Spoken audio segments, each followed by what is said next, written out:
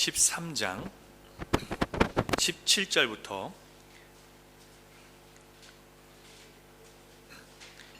마지막 절까지 말씀을 교독하겠습니다. 모세가 가나안 땅을 정탐하러 그들을 보내며 이르되 너희는 네겝길로 행하여 산길로 올라가서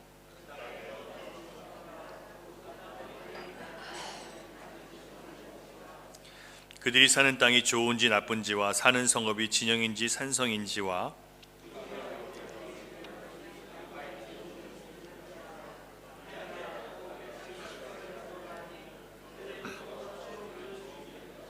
이에 그들이 올라가서 땅을 정탐하되 신광야에서부터 하맛 어기 르홉에 이르렀고 올라가서 헤브론에 이르렀으니 헤브론은 애굽 소안보다 7년 전에 세운 곳이라. 그곳에 안악자손 아히만과 세세와 달메가 있었더라.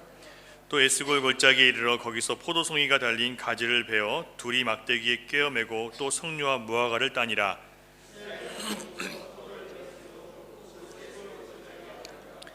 40일 동안 땅을 정탐하기를 마치고 돌아와 바란 광야 가데스에 이르러 모세와 아론과 이스라엘 자손의 온 회중에게 나와 그들에게 보고하고 과일을 보이고 모세에게 말하여 이르되 당신이 우리를 보낸 땅에 간즉 과연 그 땅에 젖과 꿀이 흐르는데 이것은 그 땅의 과일이니이다.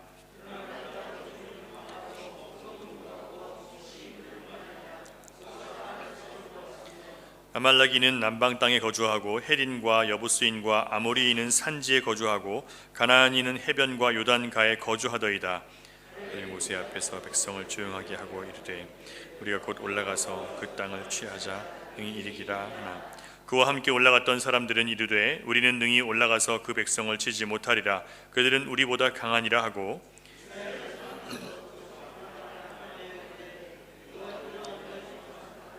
그 주민을 삼키는 땅이요 거기서 문 백성 신장이 장대한 자들이 같이 있습니다. 거기서 네피림 후손인 아낙 자손의 거인들을 보았나니 우리는 스스로 보기에도 메뚜기 같으니 그들이 보기에도 그와 같았을 것이니라. 아멘. 국제적인 강사이자 탁월한 그리스도인 정신과 의사인 티머스 제닝스 박사님이라는 분이 있습니다. 그분이 책을 썼는데 하나님의 설계의 비밀이라는 책을 썼습니다. 그 안에 보면 회심한 사람들은 그 뇌 안에 벌어지는 그 싸움이 있다고 그렇게 얘기를 합니다. 어떤 싸움이냐면 내 안에 거짓을 무너뜨리고, 우리 인생은 이 거짓의 아비인 마귀에게 속아서 타락한 이유에 있기 때문에 우리 인생은 거짓이 있어요. 그러니까 남에게 거짓말을 안 한다 할지라도 내가 남보다 더 괜찮아 보이고 싶은 그런 위선의 모습들, 이게 거짓이거든요. 또 내 속을 감추고 싶은 것들, 내 더러움을 숨기고 싶은 것들, 나 자신보다 나를 더 자랑하고 싶은 것들, 이런 모든 거짓된 마음들이 있는데, 이 거짓된 마음을 무너뜨리고 또 다른 사람들을 불신하는 마음을 무너뜨리고 서로에게 신뢰를 회복하게 하는 것은 하나님의 진리다라고 그렇게 얘기를 합니다. 그러니까 하나님의 말씀을 진리로 받아들이고 그 말씀을 계속 묵상하는 사람들, 그 사람들은 그 안에 마음이 열려서 하나님의 사랑을 경험할 수 있는 그런 역사가 일어난다는 거예요. 뭘 통해서요? 하나님의 말씀을 통해서 마음이 열리기 시작하면 거짓이 사라지고 신뢰가 생기면서 하나님의 사랑을 경험할 수 있게 된다라고 그렇게 얘기를 합니다. 그러면 신자는 두려움을 극복할 수 있다라고 그렇게 얘기를 해요. 여러분, 티머시 제닝스 박사의 이 말은 뭐냐면, 우리가 하나님의 진리를 통해서, 말씀을 통해서 신뢰를 회복하면, 하나님이 정말 성경 말씀을 보면 하나님은 정말 하신 대로 그대로 이루시거든요. 그러니까 하나님 말씀을 보고 또 그 말씀을 믿음으로 내가 삶의 역사가 나타나면 하나님 향한 신뢰가 회복돼요. 그러면 하나님의 사랑을 우리가 경험할 수 있고 하나님을 사랑할 수 있는 자리에 들어가게 된다는 얘기예요. 그 사랑을 경험하면 받기를 좋아하던 사람이 능히 베풀 수 있는 사람이 되고, 나 중심으로 살던 사람이 하나님이 기뻐하시는 삶을 살기로 변화된다는 거예요. 내 자신을 위해 살던 사람이 하나님을 기쁘시게 하기 위해서 나를 포기하는 삶을 살 수 있대요. 그게 바로 회심이라고 얘기합니다. 회심한 사람은 그런 역사들이 머릿속에서 계속 그런 회전들이, 두뇌 회전들이 일어나기 시작한대요. 이것을 회심이라고 말하는데, 다시 말씀드리면 마음을 내 편에서, 모든 마음이 나를 향해 있었는데 거기서 돌이켜서 주님을 향하는 것, 이게 회심입니다. 이 회심은 한순간에도 가능해요. 어느 순간 한순간 예수님을 믿고 사도 바울처럼 갑자기 변화될 수 있습니다. 하지만 하나님이 우리 삶 전체를 치유하시고 변화시키는 과정은 서서히 일어나고 꾸준히 일어나고 점진적으로 일어나는 것이라고 그렇게 얘기를 합니다.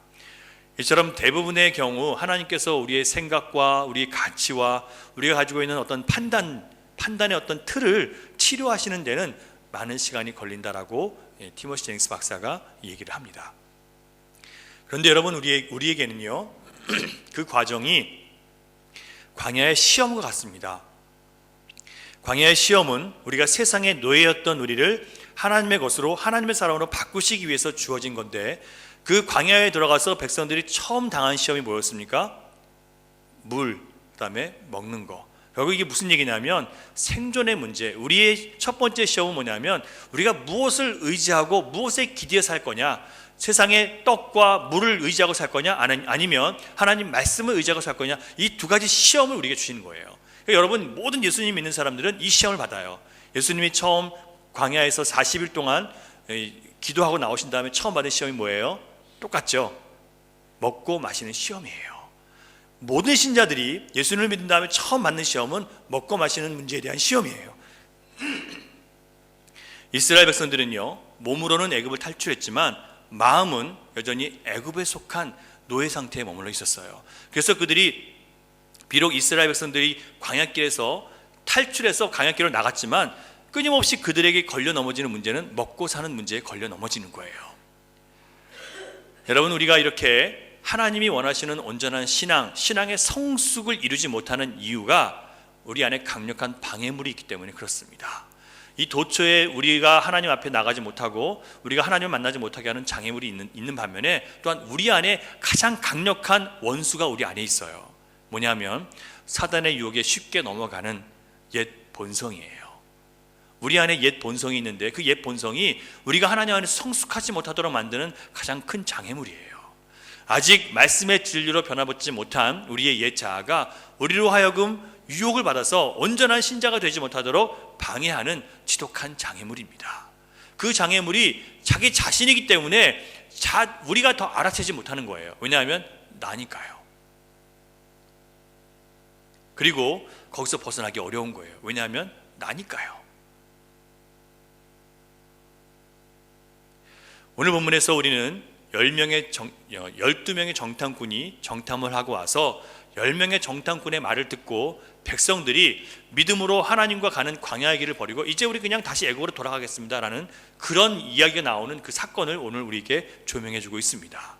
무슨 얘기냐면 신자가 가야 될 믿음의 길을 버리고 보이는 현실을 따라서 판단하고 보이는 현실을 따라서 선택할 때 이스라엘 전체에 우리 온 가족에게 엄청난 불행과 고통을 안겨주는 비극을 일으킬 수 있다는 얘기를 지금 하고 있는 거예요.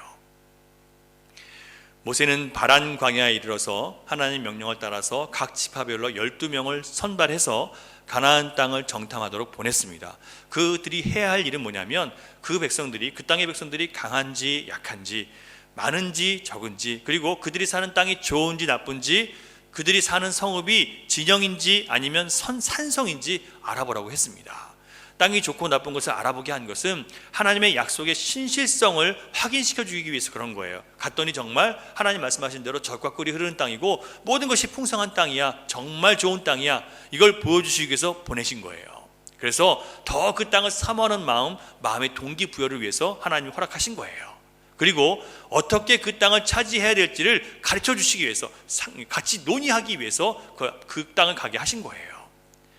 40일 동안 정탐하고 돌아온 사람들 10명이 뭐라고 얘기합니까? 먼저 10명이 가나안 땅이 정말 하나님이 약속하신 대로 젖과 꿀이 흐르는 좋은 땅입니다 라고 그 하나님의 신실한 약속에 대해서 얘기를 해요. 근데 그 다음이 문제예요. 그러나 거기서 뭘 봤어요?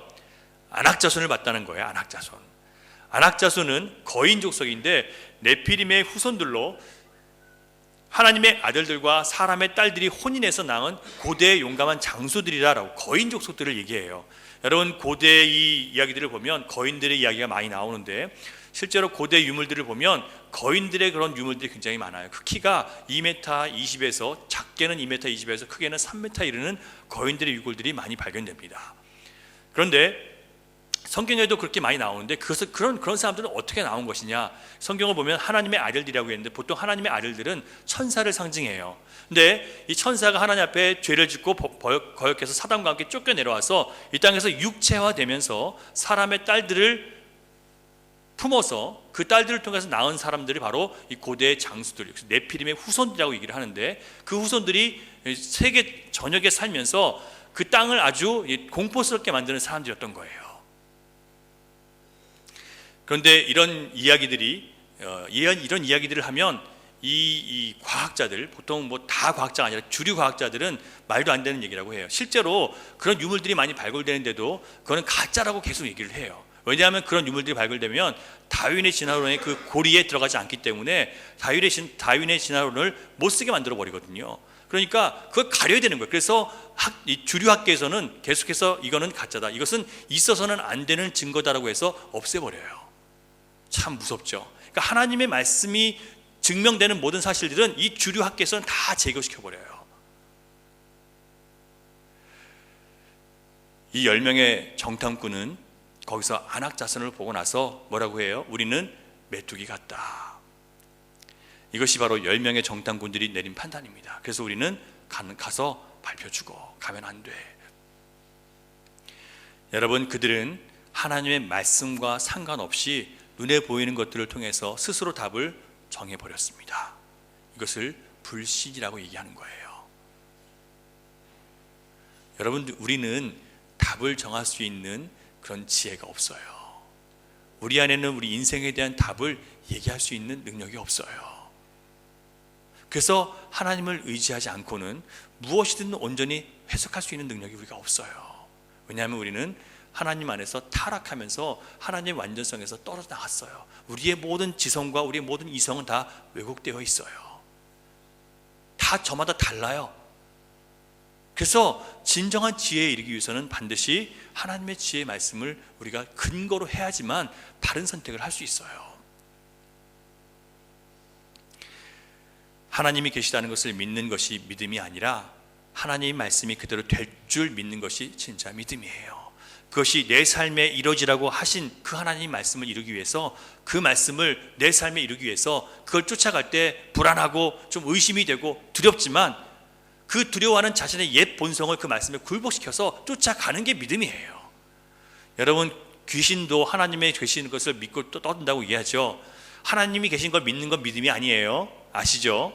그건 귀신도 믿는 거예요. 뭐가 믿는 거예요? 하나님이 하신 말씀을 믿고 내 모든 옛 본성을 다 밟고 그걸 굴복하는 게 그때 믿음이라고 얘기하는 거예요. 여러분, 우리가 살면서 하나님의 뜻을 따라 살지 못하고 하나님께서 우리를 성숙하게 만드시고자 원하시는데, 그 하나님께서 성숙하게 만드시는 그것을 우리가 쫓아가지 못하는 이유는 우리가 항상 뭔가를 해야 될 때 현실적인 판단과 현실적인 계산을 먼저 하기 때문에 그래요. 그렇다고 해서 여러분, 욕심을 따라 대책 없이 일을 벌여놓고 난 하나님을 믿기 때문에 난 됩니다, 이런 얘기를 하라는 게 아니에요. 하나님께서 지금 자기 백성들에게 가나안을 정복하는 전쟁을 하게 하신 것은 하나님의 뜻을 우리 삶에 이루는 것이지 우리의 욕심과 우리의 소원을 이루기 위해서 정복 전쟁 가라고 하신 게 아니에요. 자, 하나님께서 가나안 정복 전쟁을 하게 하신 이유는 두 가지 이유가 있는데, 첫 번째로 하나님이 보시기에 참을 수 없을 만큼 이 가나안 땅에 있는 사람들이 악을 행했어요. 그래서 그들을 심판하지 않으면 이 땅에 악이 더 이상 걷잡을 수 없게 되기 때문에 하나님이 심판하시기 위해서 그들을 치라고 말씀하신 거예요. 진멸하라고 말씀하신 거예요. 그러니까 세상 사람들이 얘기하는 것처럼 어떻게 하나님이 사람을 진멸하라고 하셔, 이런 얘기를 예수 믿는 사람은 하면 안 돼요. 믿지 않는 사람들이 그렇게 얘기하거든요. 진짜 하나님이 사랑의 하나님이라면 왜 사람을 진멸하라고 해? 자기 백성을 위해서 다른 사람을 죽이는 게 그게 진짜 하나님이야? 이렇게 얘기하는데 그건 너무 무지한 얘기예요. 여러분, 왜 그러셨냐면 그 땅에 너무나 악을 행했기 때문에 그 땅을 심판하지 않고는 이 세상을 하나님이 지탱할 수 없을 만큼 더러워졌기 때문에 심판을 하시는 거예요. 두 번째는 현실적으로 벅차게 느껴지는 이 전쟁을 하도록 하셨어요. 그죠? 이 안악자손이라는 거대한 족속들이 있었기 때문에 들어가서 싸웠다가는 우리가 밟혀 죽을 것 같아요. 하지만 해야 돼요. 왜 그래요?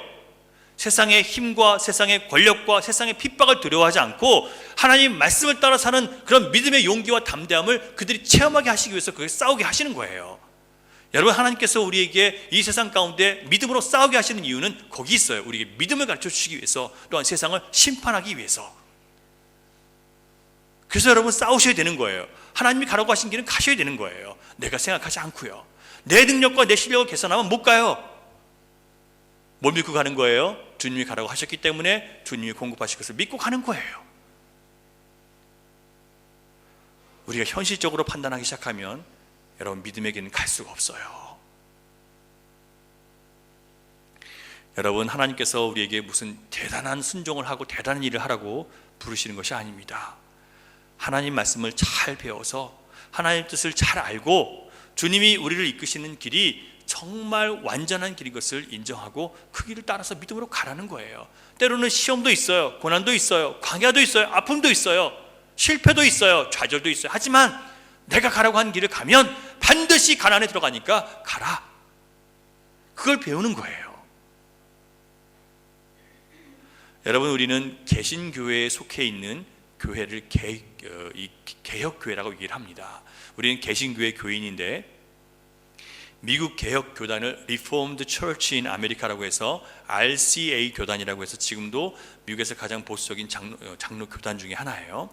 근데 이 교단은 중세 카톨릭의 타락한 모습에 반발해서 오직 초대교회의 모습을 따라서 오직 말씀, 오직 믿음, 오직 성령으로 이것을 회복하기 위해서 종교 개혁을 해서 1566년에 처음 네덜란드에 세워진 그런 교회를 통해서 거길 뿌리로 해서 나온 교회가 바로 이 미국에 정착해서 청교도를 통해서 미국에 정착한 그 교회가 바로 RCA 그런 이 개혁 교회 교단이에요.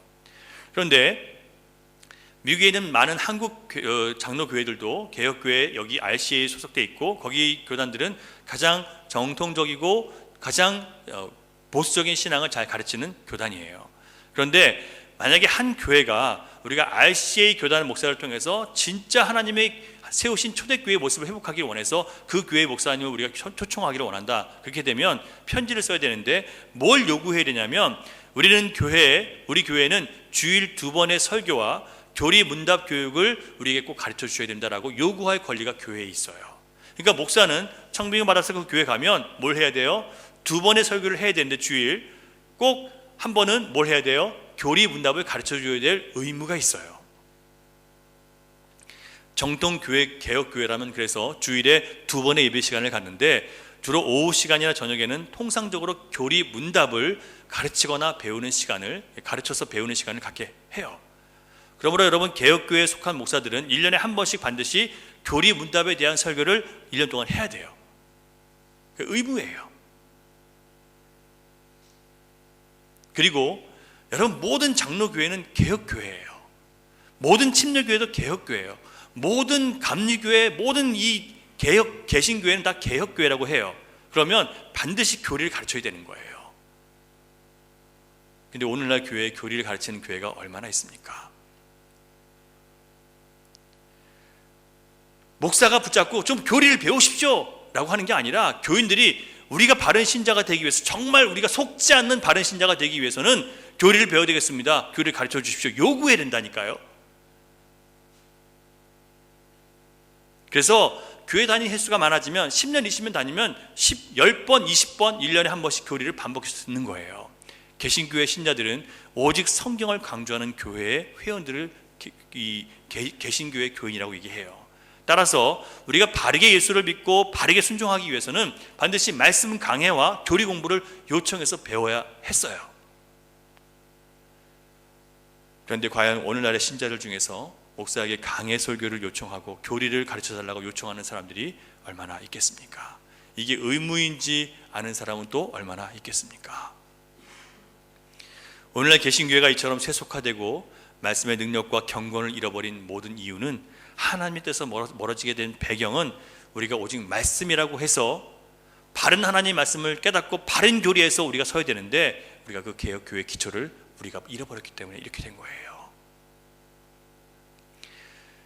둘째로 우리가 하나님의 뜻을 따라 살지 못하는 그런 두 번째 요인은 바로 우리가 다수의 의견을 따르기 때문에 하나님의 뜻을 따르지 못하게 됩니다. 여러분 10명의 정탐꾼들은 현실적인 판단을 하는 사람들이었어요. 다수였어요. 그들은 자기들이 아는 지식과 자기들이 본 것을 가지고 분석해서 우리는 안 된다라고 결론을 내렸습니다. 그러나 2명은 전혀 다른 의견을 제시했어요. 그들은 뭘 갖고 그 의견을 낸 거예요? 오직 믿음으로요. 어떤 믿음이요? 하나님이 가라고 하셨기 때문에 가면 된다는 믿음이에요.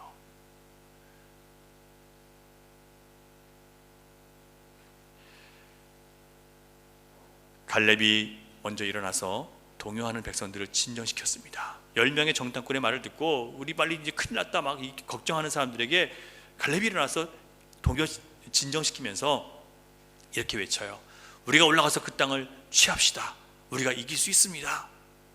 그런데 또다시 10명의 정탐꾼들이 소리 높여서 반대합니다. 아니요, 우리는 도저히 이길 수 없어요. 그들은 우리보다 몇 배나 강해요. 이 말을 들으니까 모든 백성들이 다 일어나서 막 반발을 하기 시작하는 거예요. 그리고 뭐라고 하냐면, 우리가 다시 여기 와서 죽으려고 왔냐? 다시 우리가 지도자 하나 세워서 다시 애굽 땅으로 돌아가겠다는 거예요. 그러자 여호수아가 일어나서 간곡하게 외쳤습니다.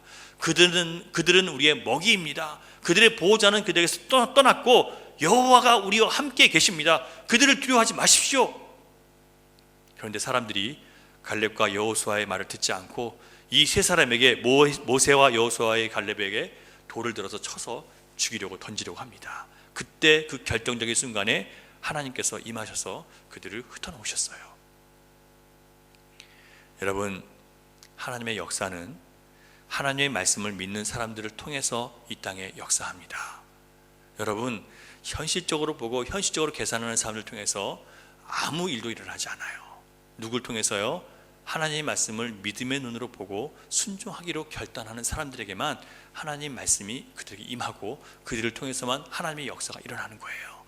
만일 교회가 하나님을 믿는 믿음이 아니라 각자 자기의 생각을 가지고 우리가 손들어서 더 여러 명이 있는 사람들이 결정한 거 따라갑시다 하면 그때부터 뭐가 되는 거예요? 그때부터는 사람의 뜻을 따라가게 되는 거예요.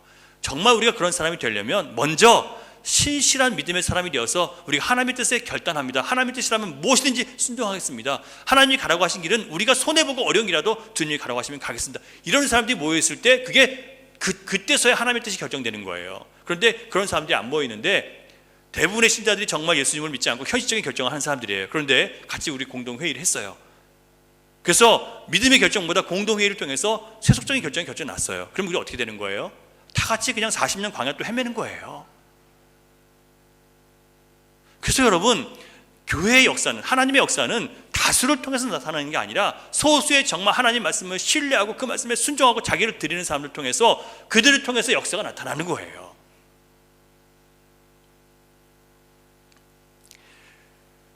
여러분, 하나님의 뜻은 다수를 통해서 절대로 우리에게 전달되지 않습니다.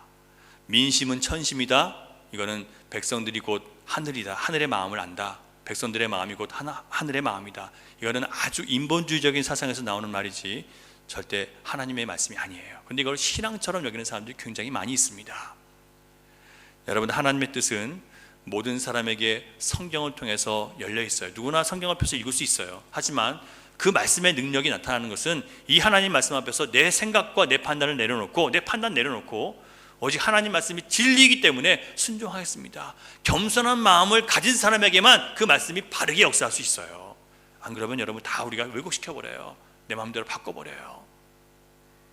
여러분, 이 시간 결단하시기 바랍니다. 하나님 말씀은 내게 손해가 되고 내가 이해할 수 없어도 그 말씀이 진리라고 믿고 나는 따르겠습니다. 여러분, 결단하셔야 돼요.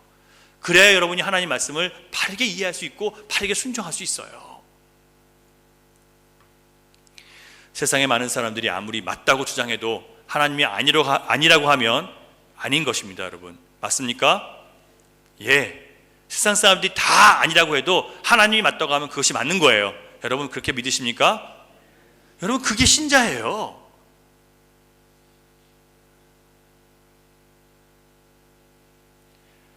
이런 마음 가지시기를 주님의 이름으로 축원합니다.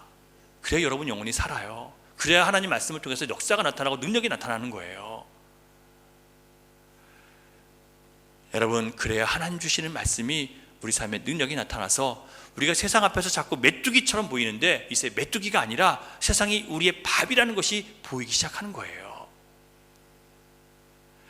그렇다고 믿지 않는 사람들의 의견과 판단을 무시하고 멸시하라는 뜻이 아닙니다. 잘 듣고 참고하세요. 하지만 최종 판단은 이것이 하나님 보시기에 합당하며 하나님을 기쁘시게 하는 일인지 아닌지를 내가 성령님 안에서 확인하고 내가 결정하는 거예요. 하나님을 믿는 신자의 최종 판단은 절대로 현실적인 것을 계산해서는 안 됩니다. 현실적인 판단을 통해서 이게 될 거다 안 될 거다 내가 결정하는 거 아니에요. 다수의 의견이 무조건 옳다고 무조건 따라서도 안 됩니다. 그 일을 시작하신 분이 누구냐가 더 중요해요. 이 일을 우리가 하는데 이 일을 시작하신 분이 누구냐? 만약에 시작하신 분이 하나님이시라면 우리 손에 가진 것이 아무리 없어도 순종해야 돼요. 시작하신 분이 하나님이시라면 우리는 아무리 그것이 싫어도 우리 거기 순종해야 돼요. 그래야 우리 영혼이 살고 하나님의 역사가 우리 삶 가운데 나타나는 거예요. 이걸 안 하기 때문에 우리 안에 하나님을 향한 성숙과 하나님을 향해 나타나는, 하나님을 통해서 나타나는 능력과 평강이 없는 거예요. 마지막으로 하나님의 뜻이 우리 삶에 이루어지지 못하도록 방해하는 것은 우리가 하나님의 약속을 믿지 않기 때문에 그렇습니다. 여러분 정말 하나님의 약속을 다 믿으세요? 여러분 하나님의 약속을 다 믿으면 여러분 걱정할 거 없어요. 근데 우리가 걱정하고 있다는 것은 하나님의 약속을 안 믿기 때문에 걱정하는 거예요. 잠시 걱정이 찾아올 수는 있어요. 하지만 우리가 말씀으로 언제든지 내쫓을 수 있어요. 왜 걱정해요? 하나님을 안 믿으니까, 약속을 안 믿으니까. 내가 너와 함께 하리라, 내가 너를 보호하리라, 내가 너를 지키리라, 그 어떤 원수도 너를 치지 못하고 내가 막으리라. 주님이 약속하셨는데 그걸 못 믿으니까 맨날 두려워 떠는 거예요. 이거 안 하면 죽지, 이거 저 사람 말 안 들으면 내가 큰일 나지. 맨날 사람들 눈치 보고 살아가는 거예요. 왜요? 하나님을 안 믿으니까요.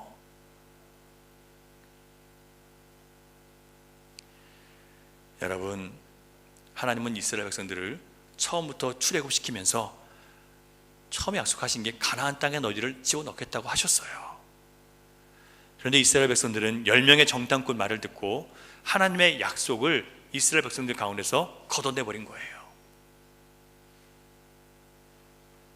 여러분, 그들은 정탐만 해야 되는데 하나님이 그들에게 요구하신 게 뭐예요? 명령하신 게 정탐하고 오라는 거예요. 그런데 그들은 뭐해요? 판단을 해버리는 거예요. 선택을요. 그건 하나님의 영역이지 그들의 영역이 아니에요. 우리는 하나님이 가서 보고 오라면 보고 오면 되는 거예요. 우리가 보고 와서 우리가 그래서 봤더니 아닌 것 같아, 안 가, 결정을 할 수 있는 권한이 있어요, 없어요? 우리는 없어요.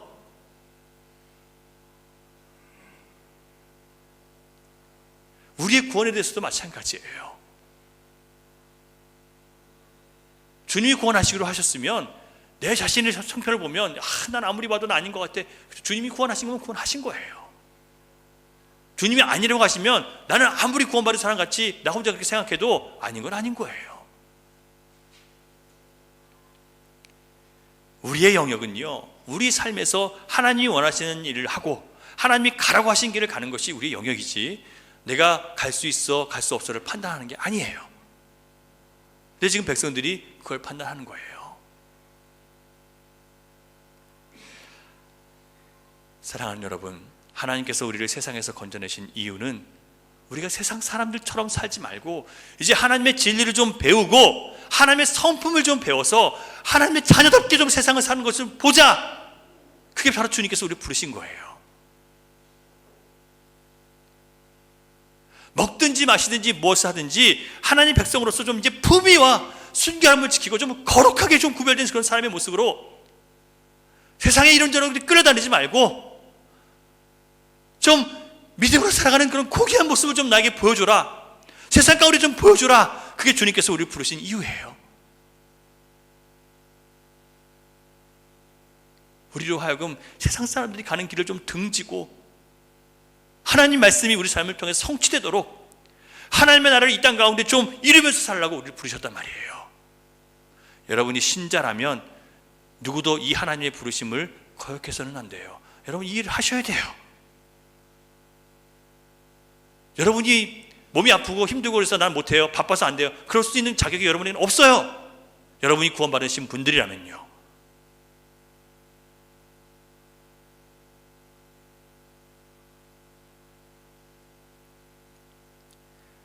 이것은 하나님의 영역이지 우리가 선택할 수 있는 영역이 아니에요.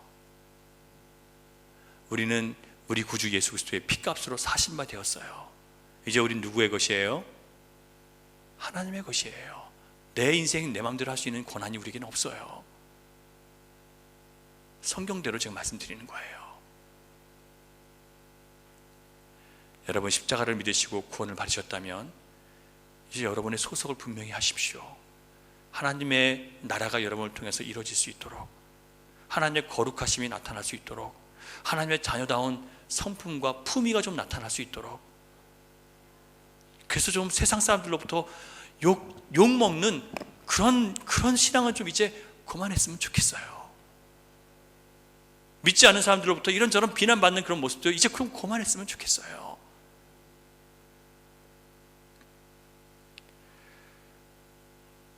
왜냐하면 우리는 이미 이렇게 살 수 있는 자격과 또 능력과 또 길이 열려있기 때문에 그래요. 어떻게 해요?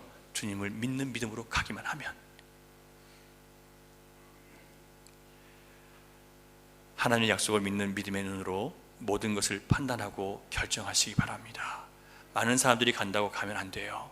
여러분 세상 많은 사람들이 가는 길을 쫓아가시면 안 돼요. 어떤 길을 가라고 그러셨어요? 예수님께서요? 좁은 문, 좁은 길. 사람들이 가는 길로 가지 말고 내 길을 가라고 말씀하셨어요. 다수의 의견은 항상 지옥으로 향하게 되어 있습니다. 믿음으로 깨어서 하나님 말씀의 절대성을 인정하고 그 말씀에 순종하겠다는 마음을 가지신 그런 사람들이 교회에 세워질 수 있도록 여러분 그렇게 기도하셔야 돼요.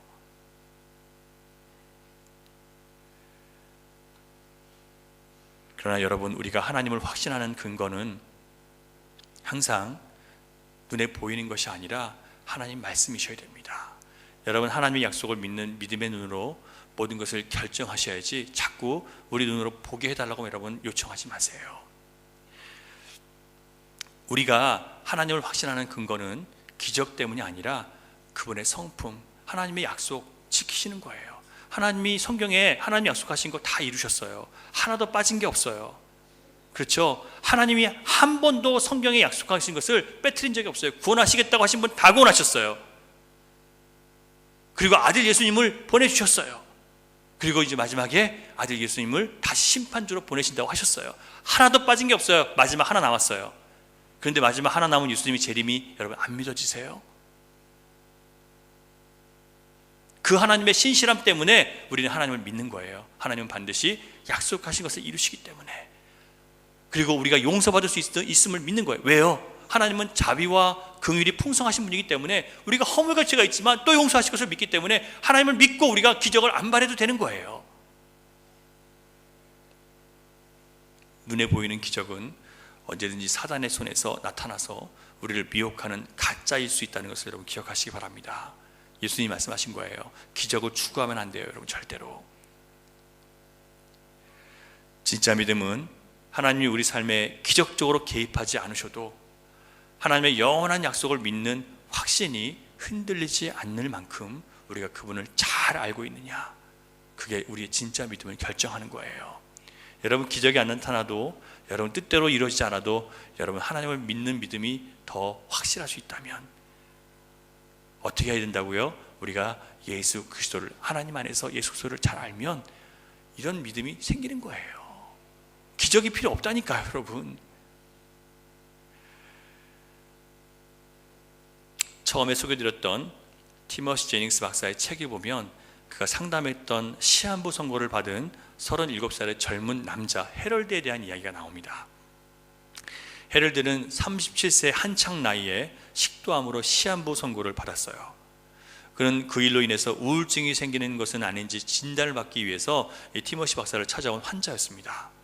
헤럴드는 결혼 생활이 아주 행복했고 정말 아내와 깊은 어떤 영적인 교제까지 나누면서 행복했고 10살, 7살, 5살이 예쁜 세 자녀도 두었습니다. 당연히 죽고 싶지 않았고요. 두렵고 슬프고 절망스러운 감정이 자꾸 그를 삼킬 듯이 위협해 왔습니다. 그래도 헤럴드는 절망에 굴하거나 감정에 지배당하고 싶지 않아서 이것이 나의 마지막 삶이라면 최대한 생산적이고 충만한 삶을 살고, 그래서 가족과 주변 사람들에게 더 은혜스러운 삶을 살겠다라고 그렇게 다짐을 했어요. 하루는 헤럴드가 자기가 다니고 있는 교회의 치유 집회에 참석하게 됐습니다. 유명한 능력자가 오셔가지고 치유 집회를 하게 되는데, 목사와 장로들이 다 함께 모여서 병자들에게 안수하고 기름을 바르고 하나님의 기적적인 치유의 능력을 구했어요. 그 중에 고침받은 사람도 있는데, 하지만 자기의 병은 아무런 차도가 없었고 오히려 암이 계속해서 퍼지고 있어요. 그 마음에 신앙에 대한 회의가 스며들어오기 시작했고, 두려움과 불안이 점점 더 깊어졌습니다. 하나님은 분명히 능력이 있으신데 왜 나를 고쳐주지 않으시는 걸까? 다른 사람들은 고쳐주시면서 왜 나는 아니지? 혹시 내가 구원받지 못한 건 아닌가? 내 믿음이 적은 건 아닌가? 내가 덜 착한 건 아닌가? 지금 나 안에 내 안에 모르는 내가 숨기고 있는 죄가 있는가? 나는 지금 벌을 받고 있는가? 온갖 생각으로 그의 마음까지 고통으로 물들어 있었어요. 흔히들 그렇게 얘기하죠. 치유하시는 능력자들이 와서 막 했는데 안 고쳐지면 누구 잘못이에요? 믿음이 없는 그 사람 잘못이라고 얘기하잖아요. 티모시 박사는 상담을 받으러 온 이 고통받는 환자에게 이렇게 조언을 합니다. 많은 기독교 사람들 속에서 이런 신념이 있습니다. 믿음이 있으면 기적이 일어날 것이고, 기적이 일어나지 않으면 그 사람 믿음이 약하기 때문이라고 그렇게 얘기합니다. 하지만 그게 정말 성경적일까요? 절대 그렇지 않아요. 그 사람의 믿음과 아무 상관없이 예수님은 구원하셨어요. 혹시 그 개념이, 이것은 지금 이 티모시 박사님의 말이에요. 혹시 그 개념은 진실이 180도로 뒤집힌 게 아닐까요? 믿음이 있으면 기적이 일어난다는 그 개념이 180도 진실이 뒤집힌 게 아닐까요? 라고 그 환자에게 물어요. 정말 기적은 믿음이 강한 자들을 위해서 있는 게 아니라 믿음이 약한 자들을 위해서 일어나는 게 아닐까요? 이렇게 물어요. 믿음이 견고한 자들에게는 굳이 기적이 필요 없고, 그리스도 안에서 아직 아기들에게, 유아들에게 표적과 기사가 필요한 게 아닐까요? 이렇게 질문했어요. 헤로드는 이 조언을 받은 다음에 자신의 신앙에 대한 시각을 넓혀가기 시작했어요. 그리고 내가 고침받지 못한 것에 대해서 원망하지 말고, 이렇게 이미 됐지만 이 안에서 내가 하나님의 말씀을 따라 사는 것은 무엇일까? 이 안에서 내가 하나님을 기쁘시게 하는 삶은 무엇일까를 생각하기 시작했어요. 그러기 시작하니까 몸은 아프고 병들어 죽어가지만 하나님은 여전히 좋으신 하나님, 여전히 자기 백성을 사랑하시는 하나님, 그 하나님이라는 믿음이 그 사람의 마음을 붙잡기 시작한 거예요. 헤로드의 마음을요. 그러면서 하나님이 자신을 치유해 주시지 않은 그런 목적에 대해서는 확실히 알지 못했지만, 암이 그대로 있는데도 점점 절망과 두려움이 없어지고 의심이 사라지기 시작했어요. 그때부터 치료를 받으러 갈 때마다 얼굴에 미소를 머금고 가게 됐어요. 그전에는 맨날 이 어두운 표정으로 갔었는데, 마음을 바꾸고 나서 내가 이제 이 상태에서 어떻게 하나님을 기쁘시게 할까 생각하기 시작하니까 얼굴이 달라지기 시작해요. 그래서 미소를 띄고 가는 거예요. 비참한 상황과 고통받고 불행한 자아에 몰두하기보다는 여전히 변치 않는 하나님의 사랑으로 사람을 만나주시는 그 하나님의 사랑을 자신을 통해서 흘러가기를 바라는 마음을 갖고 그렇게 살기 시작했어요. 그러니까 나는 아프지만 하나님의 사랑은 변치 않는다는 거예요. 나는 비록 힘들고 고통스러워서 죽어가지만 하나님께서 자기 백성을 사랑하시고 구원하시는 그 은혜는 변치 않는다고 그렇게 믿었어요. 그리고 그것을 흘려보내기 시작한 거예요. 그래서 병원을 가면 자기를 간호하러 온 간호사들에게 오히려 그들의 삶의 문제와 그들이 간호 일을 하면서 갖는 온갖 고충들과 어려움에 대해서 묻고 그들의 가정을 살피면서 그들을 위해서 오히려 기도하고 격려해 주기 시작했어요. 환자가 간호사들을요, 멀쩡한 간호사들을. 그리고 어디를 가든지 힘써서 하나님의 사랑을 전파하기 시작했어요. 나누기 시작했어요. 가족과 함께 지낼 때도 우울한 기색을 다 버리고 밝은 모습으로 그들을 사랑하고 격려해 주기 시작했어요. 육신은 비록 죽어갔지만 영적인 생명은 오히려 죽어가는 어두운 세상 속에서 경건한 사랑을 비추는 환한 빛처럼 비춰주기 시작했어요. 헤럴드의 형제 자매 중에 두 사람이 오래전에 하나님에 대한 신앙을 떠난 상태에 있었습니다. 그들은 사업에 성공하고 부유해지니까 사람들의 부러움을 사는 행복을 누리면서 그들의 삶이 너무 세상적인 삶이 되다 보니까 하나님이 들어설 자리가 없어진 거예요. 여러분, 우리가 너무 세상적으로 살기 시작하면 하나님이 머무실 자리가 없어져요. 그러면 우리가 교회를 떠날 수밖에 없어져요. 헤로드는 육신이 죽어가는 고통 속에서 오히려 형제 자매의 영혼을 염려하기 시작했어요. 오랜 세월 동안 그들의 구원을 위해서 기도했는데 죽기가 얼마 안 남았으니까 더 간절히 기도하기 시작하는 거예요. 이렇게 기도해요. 아버지의 뜻이라면 죽어가는 저를 사용하셔서 저희 형제 자매들을 하나님 나라로 주님 돌아오게 해 주시옵소서. 그런데 하나님은 그 기도에 응답해 주셨습니다. 자기 몸을 살게 해달라고 하는 기도는, 치유해달라는 기도는 응답하지 않으셨지만 그들을 구원하는 기도에 응답해 주셨어요. 헤럴드의 형제자매는 죽어가는 헤럴드에게 한결같이 기쁨과 변함없는 행복한 미소가 있는 모습을 보고, 또 사람들을 향해서 자꾸 자기도 아픈데 다른 사람들 향해서 자꾸 관심을 갖고 사랑을 베풀려고 하는 그런 모습을 보면서 마음이 찔리기 시작한 거예요. 온 세상에 있는 돈을 다 주어도 살 수 없는 뭔가가 헤럴드에게 있다는 것을 발견하기 시작했어요. 그럼 그게 뭐였냐면 절망 가운데서도 빼앗기지 않은 하늘로부터 내려오는 하나님의 평강, 그것이 헤럴드에게 있다는 것을 보기 시작했어요. 죽어가는 헤럴드를 통해서 멀쩡했던 형제 자매들은 오히려 자신들이 치료가 필요하다는 것을 깨닫고 마침내 하나님께 돌아와서 주께 삶을 헌신하기 시작했습니다. 헤럴드의 기도는요, 자기 병든 몸을 살리지는 못했지만 죽었던 형제 자매의 영혼을 살렸습니다.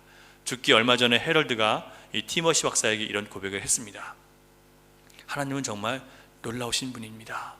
암이 저를 공격했지만 하나님은 이 악까지도 사용해서 저희 형제 자매를 그분의 나라로 돌아오게 하셨습니다. 정말 하나님을 사랑하는 자, 곧 그의 뜻대로 부르심을 입은 자들에게는 하나님이 모든 것이 합력하여 선을 이루게 하신다는 말씀이 진짜입니다. 여러분, 이처럼 하나님의 말씀이 진짜인 것을 드러낼 수 있는 여러분과 저의 삶이 되기를 간절히 바랍니다. 하나님 말씀은 진짜예요. 믿음은 순종하면 진짜예요. 안 하기 때문에 가짜로 드러나는 거예요.